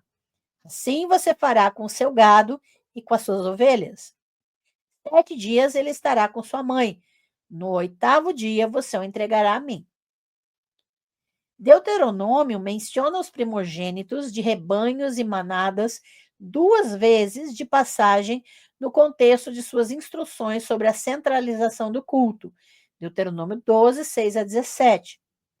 A única informação nova fornecida ali, no entanto, é que eles devem ser oferecidos no lugar que Javé, seu Deus, escolher, assim como todos os outros tipos de ofertas e sacrifícios.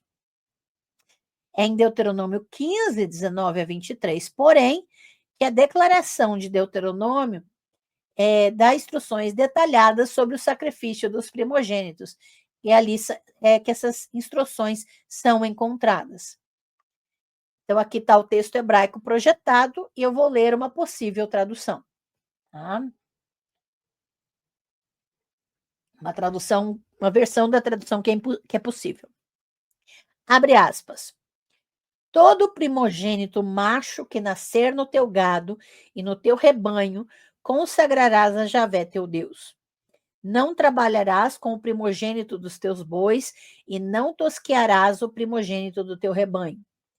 Tu e a tua casa o comerás perante Javé teu Deus, ano após ano, no lugar que Javé escolher.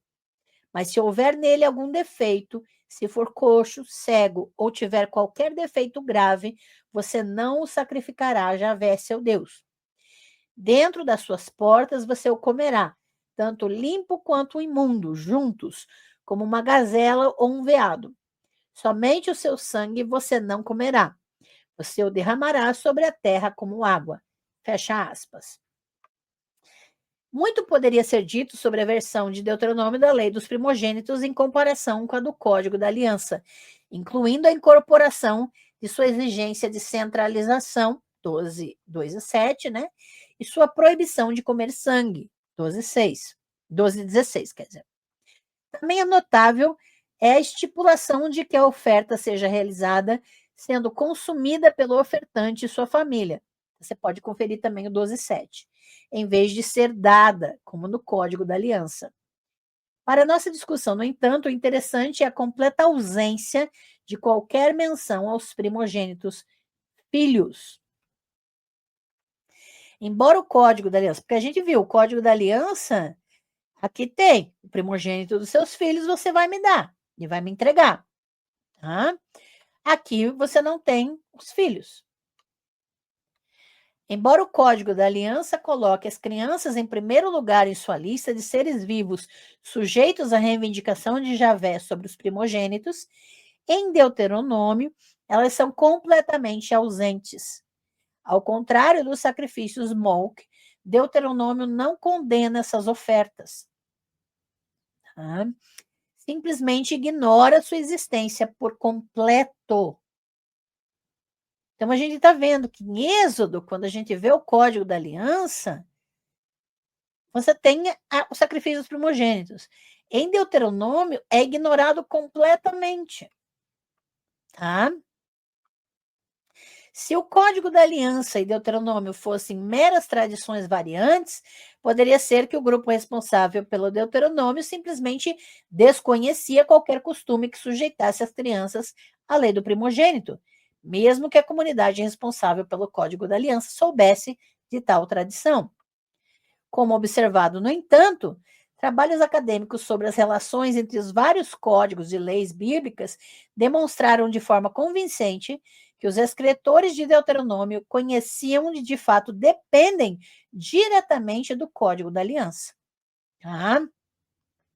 Assim, a única conclusão possível é que os escribas responsáveis por Deuteronômio 15, 19 a 23 estavam bem cientes da aplicação da lei da primogenitura a seres humanos pelo Código da Aliança, mas intencionalmente optaram por omitir esse aspecto da lei. Embora essa não fosse a única estratégia retórica possível para evitar a implicação de que a lei da primogenitura exigia o sacrifício de crianças, a omissão e o silêncio são talvez a solução mais simples e direta. De qualquer forma, é a abordagem adotada em Deuteronômio, tá? O Finsterberg acredita que as mudanças, especialmente a limitação da aplicação do requisito ao gado macho e a omissão de seres humanos e animais impuros, representam uma medida favorável ao agricultor. O Passbrin, que argumenta que a razão pela qual os primogênitos humanos e os animais não foram mencionados é porque Deuteronômio apenas alterou a lei da primogenitura em relação aos animais comestíveis. Deuteronômio, na visão de Brin, permitiu que as estipulações do Código da Aliança relativas a animais impuros e primogênitos continuassem a ser aplicadas. Ele só vai mencionar o que ele acrescenta. Pode haver um leve indício de reconhecimento em outro lugar em Deuteronômio que o Código da Aliança de fato aplica a lei do primogênito aos seres humanos crianças, especificamente na fórmula canônica de Deuteronômio. Uma das fórmulas, duas ocorrências estão em Deuteronômio 13:1, que o texto hebraico está na tela e que pode ser traduzido da seguinte forma, abre aspas, cada palavra que eu te ordeno, você terá o cuidado de cumprir, não acrescente nada e você não tirará nada disso, fecha aspas. Essa fórmula indica que nenhum material encontrado no Código Deuteronômico deve ser omitido, nem deve ser complementado com qualquer outro material. Talvez, por exemplo, uma coleção pré-existente de leis, como as encontradas no Código da Aliança. Pode ser significativo que essa fórmula canônica siga imediatamente a condenação de Deuteronômio à variedade de sacrifício de crianças que consiste em fazer passar pelo fogo.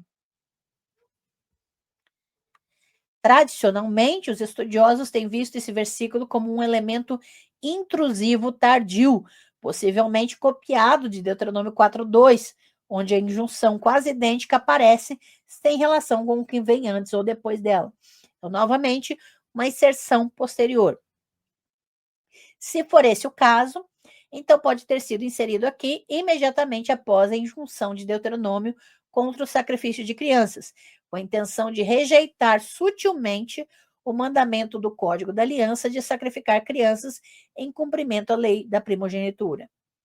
Por outro lado, então, daí eles vão, isso pode ser, né, uma construção de que talvez aqui, indiretamente, eles estejam querendo tirar tudo o que tinha antes. Mas isso aqui, veja que é uma tentativa de explicação, né? Por outro lado, Levinson sugeriu que o aparecimento da fórmula canônica em 13:1 é original e que, juntamente com o material do 13:2-12, deriva, em última análise, do Tratado de Sucessão de Sarraddon. Então, Levinson vai insistir que esse aqui acaba sendo uma cópia do Tratado de Sarraddon, da Neo-Assírio, né? E que, por isso, não tem relação direta com os interesses de quem está escrevendo, só está copiando. Se ele estiver correto, então a proibição de oferecer os filhos pelo fogo pode ter sido colocada logo antes desse bloco de material para criar essencialmente o mesmo efeito. Seja qual for o mecanismo dos escribas, no entanto, o fato de o mandamento não adicionar ou retirar do código deuteronômico aparecer no contexto imediato de uma menção ao sacrifício de crianças pode ser especificamente direcionada à lei do primogênito do Código da Aliança. É claro que isso também pressupõe que quem editou esse material tenha sutilmente confundido a variedade de sacrifícios de crianças com a causa para passar pelo fogo e o sacrifício geral de primogênitos em algum grau, né? Mas isso não ser o único caso de tal confusão em material posterior, né? Não é o único caso de problema que a gente tem material relativamente posterior à Bíblia hebraica, a gente tem muita dificuldade, tá? Acreditem. Independentemente de uma crítica sutil à lei do primogênito do Código da Aliança ser encontrada ou não no 12:29 a 13:2, Deuteronômio aborda claramente duas formas distintas de sacrifício de crianças, de duas maneiras diferentes. O sacrifício de fazer passar pelo fogo, molk, é rejeitado como uma prática estrangeira dos cananeus, a quem os israelitas desejariam desapropriar. Por outro lado, o sacrifício geral dos primogênitos é rejeitado passivamente por omissão. Nesse sentido, Deuteronômio reformula completamente a lei do primogênito, aplicando-a apenas aos descendentes masculinos de animais limpos. E as ofertas de primogênitos agora são realizadas durante uma peregrinação anual ao santuário central. Elas não são oferecidas no 8º dia. Então, é uma reformulação muito diferente, e essa questão da omissão é uma hipótese, né, que eles estão rejeitando por omissão, mas o fato de omitir pode também significar que eles não estão nem levando em consideração falar sobre isso. O primogênito deve ser comido pelo ofertante, não dado como no Código da Aliança, e o que torna quase impossível aplicar a regulamentação a crianças humanas. Embora existam algumas referências ao canibalismo na Bíblia hebraica, né, todas elas se encontram no contexto de coação extrema. Não há indicação de que o canibalismo tenha constituído qualquer parte da prática de culto israelita e judaíta. Então, não adianta inferir que porque eles têm que comer o primogênito, eles comeram as crianças. Não, tá? Já digo que não. Assim, Deuteronômio, embora rejeite todas as formas de sacrifício de crianças, não confunde inteiramente os vários ritos de sacrifício de crianças e emprega diferentes estratégias retóricas para rejeitar cada um. Conclusões. As lives anteriores dessa playlist exploraram a diversidade histórica de vários rituais israelitas e sacrifício de crianças. Mas esta live tentou traçar a história da retórica bíblica em torno dos ritos. Vimos que não há unanimidade sobre o assunto, mesmo entre os escritores bíblicos, que concordam que Javé se opôs a todas as formas de sacrifício de crianças. Com relação aos sacrifícios Molk, a abordagem geral é focar na origem estrangeira da prática. Essa ênfase retórica foi provavelmente incentivada pelo fato de que, até onde sabemos, o rito pode ter surgido relativamente tarde em Jerusalém. A retórica de Deuteronômio reflete mais ou menos essa realidade, apresentando-a como um rito no qual crianças são sacrificadas a Javé da mesma forma que outros povos sacrificam seus filhos aos seus deuses. Assim, a trajetória geral foi pintar os ritos Molk como cada vez mais estranhos ao javismo israelita e judaíta com o passar do tempo. Por outro lado, embora haja um consenso entre os escritores bíblicos de que Javé não desejava o sacrifício de primogênitos, existem algumas divergências significativas sobre como conciliar isso com a reivindicação legítima de Javé ao primogênito de todos os humanos e animais. Deuteronômio resolve o problema omitindo completamente os primogênitos de sua versão da lei dos primogênitos, o que mais tarde permitiu aos editores de Jeremias afirmarem categoricamente que tal lei não existia. Então vai chegar num ponto que eles vão dizer, não, que lei? Eu nunca vi, nunca nem vi. Tá?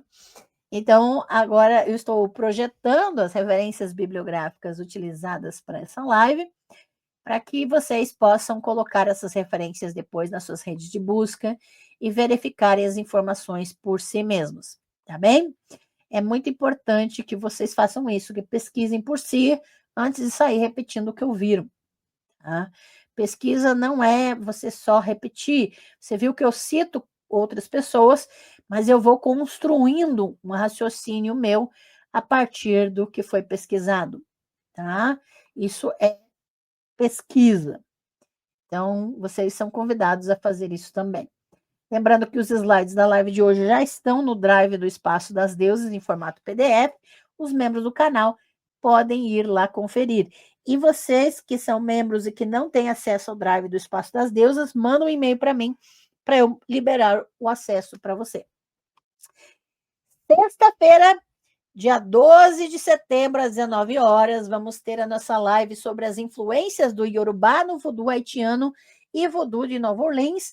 Vamos ver agora algumas entidades, vamos falar sobre a religião Iorubá e várias diferenças entre as experiências de vodu. Não percam!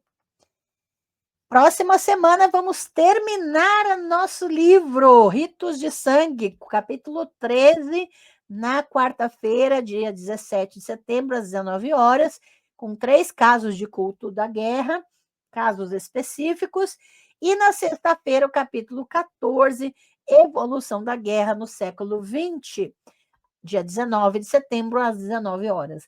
Gente, tá imperdível, tá?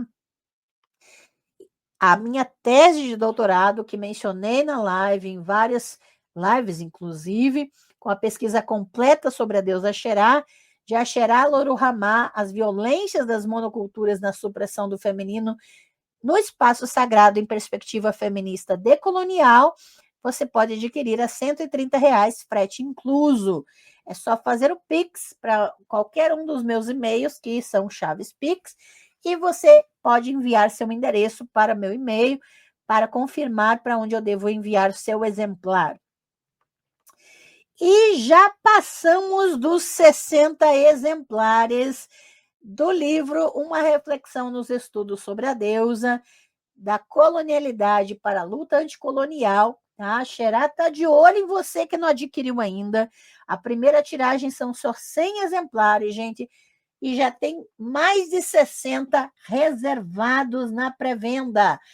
Reserva o seu que ainda dá tempo. R$ 50, frete grátis para todo o Brasil, tá? E não perca, gente, uma pesquisa construída a partir do capítulo censurado pela academia. Importantíssimo, gente. É a sua vez de adquirir esse livro, porque é um material exclusivo e importantíssimo para a gente não se aliançar aos discursos e ideologias supremacistas. E estou com a nossa rifa de setembro, 4 livros: O Jarro de Pandora, 1000 Navios para Troia, Os Filhos de Jocasta e Olhar Petrificante, a História de Medusa. 4 livros sobre mitologia grega, pela autora Natalie Hines, tá? Uma rifa de R$ 10 e você concorre. Tem 4 chances, porque vai ser 4 ganhadores, um para cada livro. Então, você compra uma chance de R$ 10 e tem 4 chances de ganhar. Olha que maravilha. Você faz o Pix no valor de quantas chances você quer, tá? Se você quer dobrar suas chances, faz com 20, triplicar suas chances, faz 30, e assim por diante. E manda para o meu e-mail o seu nome completo, tá? Para que eu possa registrar você na rifa. O sorteio vai ser na live de sorteios do dia 28 de setembro, às 17 horas. Não percam, gente. E se você quer adquirir os meus cursos, temos o pacote promocional de 40 cursos com acesso vitalício, incluindo hebraico e grego bíblicos, módulo básico, tá bem? 15 horas cada um. Então, 40 cursos, gente, com biblioteca digital para cada curso, atendimento personalizado para dúvidas, certificação. Olha, o valor total sem desconto é R$ 4.348 e você adquire esse pacote por R$ 1.500. Pode parcelar no cartão, pode fazer no boleto, como você quiser. Só acessar o meu Linktree no chat fixado lá em cima ou na descrição de todos os vídeos do canal e você adquire esse pacote incrível. Todos os meus cursos, Bíblia, Ciências da Religião e Línguas. Não perca. Muito bem, muito bem. Comentários, dúvidas?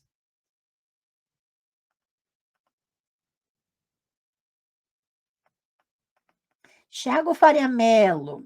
Vou com certeza assistir essa live sobre Israel e sionismo, mas você recomenda as obras do Shlomo Sand? Sei que a obra que você vai tratar é de outro pesquisador, mas lembro de ter lido ele e gostado. Sim, tem, se não me engano, tem leitura dele no canal aqui nas leituras da semana, tá, Thiago? Recomendo, sim, com certeza. Professor Newton Carvalho, História e Teologia. Boa noite, Ângela. Boa noite a todos e todas. Boa noite, professor. Muito obrigada pela presença.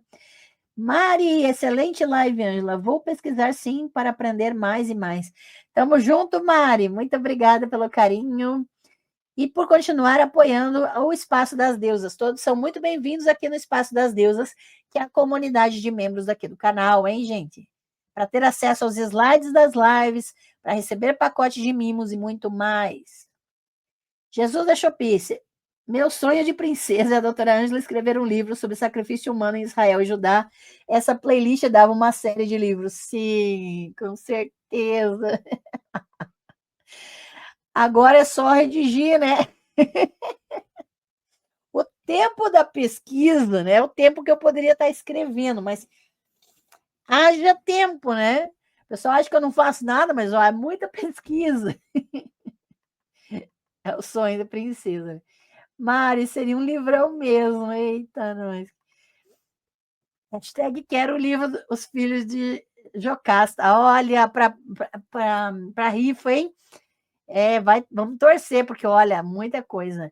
Só comprar rifa, 4 livros, hein, gente? 4 ganhadores, é muita chance. Não esqueçam de comprar rifa, não deixem para o final do mês, porque senão vocês vão esquecer. Já compre suas chances, garante suas chances para poder concorrer, beleza, gente? Então, nos vemos na sexta-feira, especificamente às 19 horas. Não percam, enquanto isso, vão maratonando as playlists, que tem muita coisa já construída aqui no canal. Obrigada pela presença, pelo carinho, pela participação. Curtam, compartilhem e vamos espalhar conhecimento nas redes. Beijo, pessoal. Até a próxima.